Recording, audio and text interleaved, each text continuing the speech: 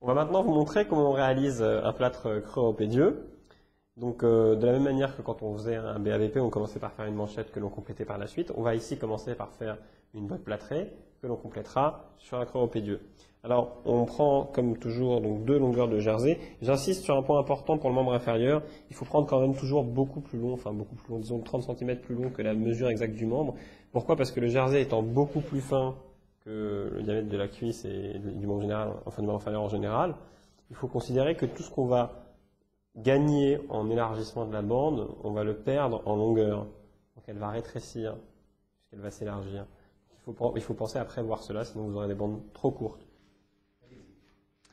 Voilà, donc comme tout à l'heure pour la botte, on commence par dérouler le jersey, en localisant le seul pli que vous tolérerez à l'endroit où vous le souhaitez. Cette fois-ci, le jersey remonte beaucoup plus haut, puisqu'il va s'agir de faire un creux-pédieux. On passe le premier jersey.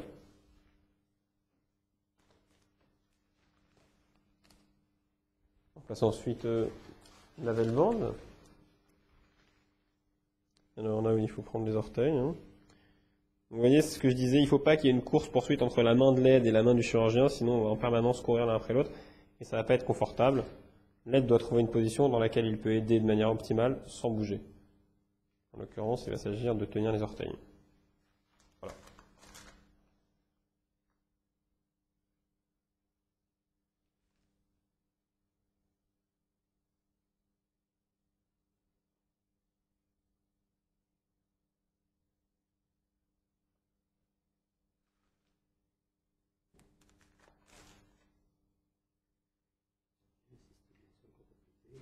Alors on protège bien le pli de flexion du genou, donc le creux-poplité, de la même manière qu'on protégeait bien le pli de flexion du coude.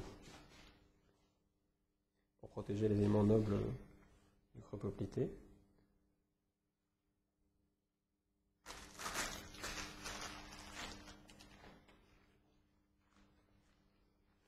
On passe ensuite le deuxième jersey par-dessus la belle bande.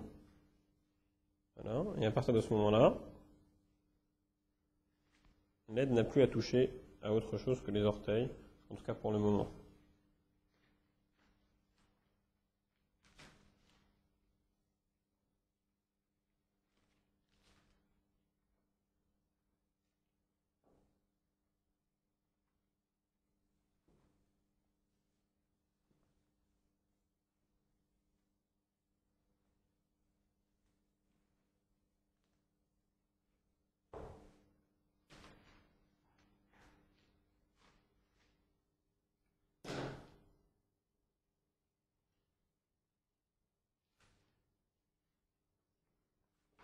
Voilà, donc on va commencer par faire la botte plâtrée, toujours dans la bonne position, c'est-à-dire à 90 degrés, sans varus, sans valgus, en tenant par 3e, 4e ou 4e, 5e orteil.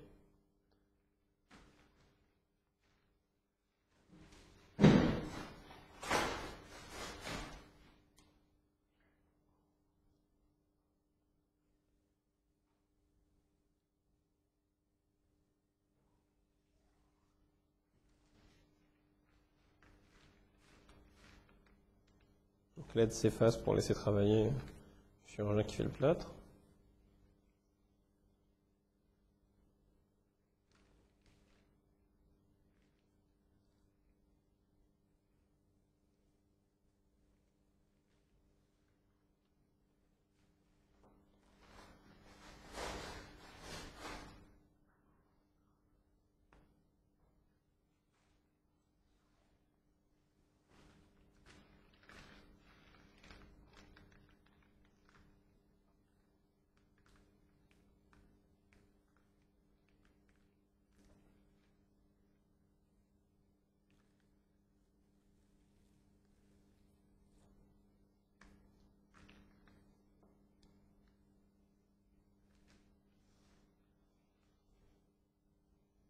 Donc encore une fois, quand vous faites des plâtres un peu sophistiqués, soyez patient, il n'y a aucun mérite à faire un creux-pédieux en 5 minutes. Il faut prendre le temps qu'il faut, il faut qu'il soit bien fait.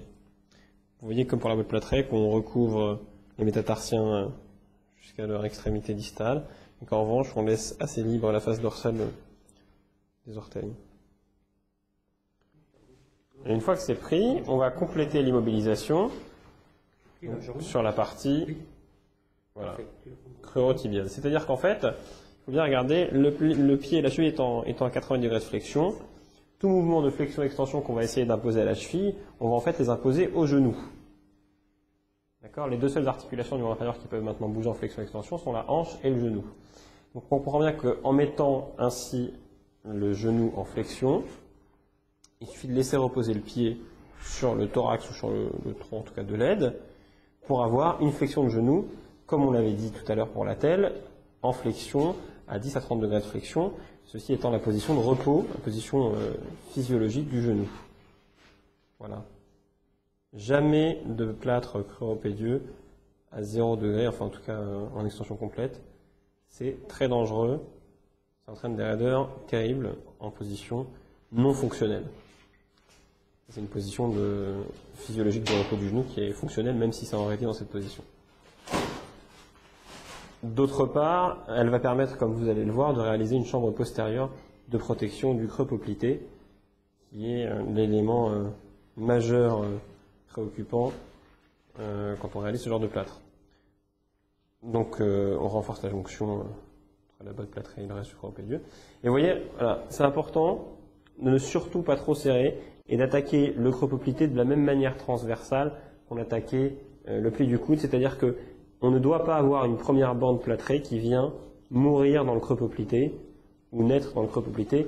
On doit absolument faire en sorte que la première bande vienne transversalement complètement recouvrir le creux poplité. Sinon, l'extrémité de la bande risque d'être très agressive pour ce fameux creux poplité qu'on essaie de préserver au maximum. Donc surtout ne jamais trop serrer la bande et faire en sorte que, voilà, vous voyez, la première bande doit passer comme ceci, très transversale au creux poplité, pour ne pas que ces bords soient agressifs pour les éléments nobles du creux poplité. Alors là, c'est un moment où souvent le patient commence à tétaniser sa jambe, ça tremble, etc. C'est là que l'aide intervient, il stabilise. Il stabilise à la fois en rotation, mais aussi en flexion-extension de genou, puisque si jamais le patient fléchit le genou pendant la consolidation du plâtre, eh bien ça va évidemment le fracturer et ce sera un problème. On n'aura plus un creuropédieux, mais on aura une botte plâtrée, une espèce de genouillère souple. Donc insister sur le moment de prise, sur le maintien dans la bonne position d'extension, en tout cas de semi-flexion, c'est là que tout se joue. Une fois qu'on a passé les premières bandes de plâtre sur le creux poplité, on peut largement le renforcer, puisque c'est justement là qu'il va fracturer, enfin que le plâtre va fracturer, que le plâtre va se casser. Et donc une fois qu'on est sûr qu'on n'a pas comprimé le creux poplité avec la première bande ou les premières bandes, là on peut sans aucun complexe, sans aucun remords, rajouter autant de plâtre que nécessaire sur la région du genou pour renforcer, puisque c'est là que ça va casser. Le quadriceps c'est un muscle largement assez puissant pour casser du plâtre.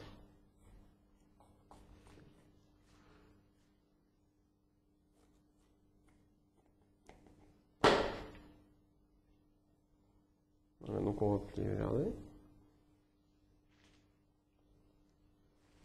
Là vous voyez qu'on a, voilà, c'est une vingtaine de degrés de flexion du genou.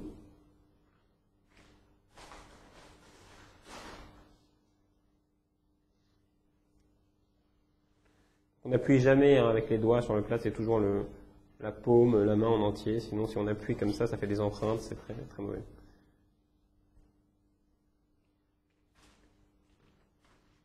Voilà, alors après, il ne faut pas lésiner sur le plâtre au niveau du genou, une fois qu'on est sûr qu'il n'y a pas de compression.